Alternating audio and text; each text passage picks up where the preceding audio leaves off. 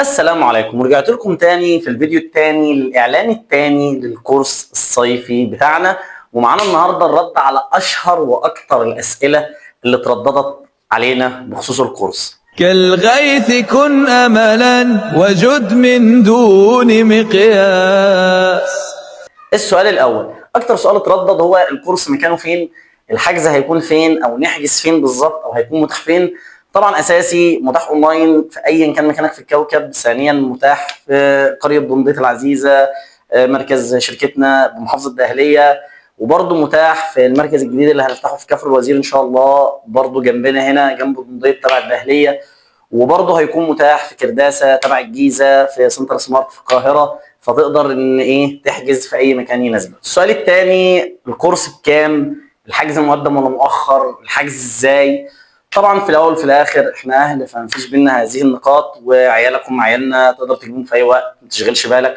وانا عارف ان معظم الناس بتبقى عايزه تاسس عيالها في الصيف، بس في نفس الوقت مش عايزه القوى الاقتصاديه تضغط، الظروف ضايعه على الكل. فالحمد لله بشركم ان عامله بسعر مخفض مناسب لجميع الفئات. وفي الاول وفي الاخر صحتك بالدنيا، ما تشيلش هم حاجه، تواصل معاه بس على الخاص وما تقلقش من اي حاجه ان شاء الله. النقطه الثانيه، الحجز بيكون مقدم ولا مؤخر؟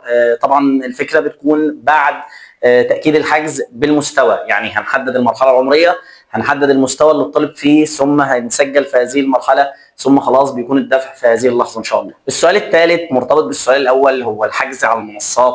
هيكون الكورس متاح على منصه، ولا الحجز هيكون اونلاين، ولا الحجز هيكون فين؟ هل في فروع ثانيه غير دندوت في الدقهليه، ولا ايه الدنيا؟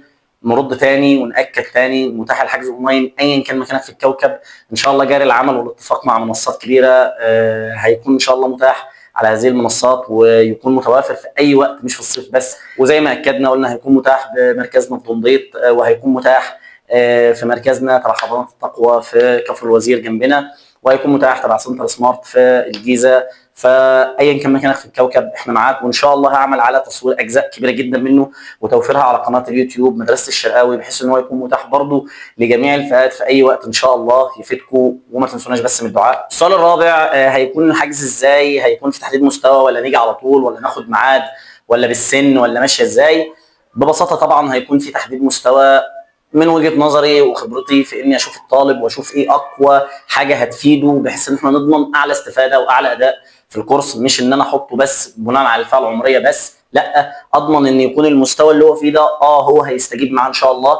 فهيكون في تحديد للمستوى، وطبعا الحجز يبدا من اللحظه اللي انت عاوزها. هو المفروض ان الكورس ده كان يستهدف انه يبدا في شهر 7، ولكن في ناس حست ان محتاجه اكتر ومحتاجه مجهود اكبر، فبدات في شهر 6 الفتره اللي احنا فيها دلوقتي.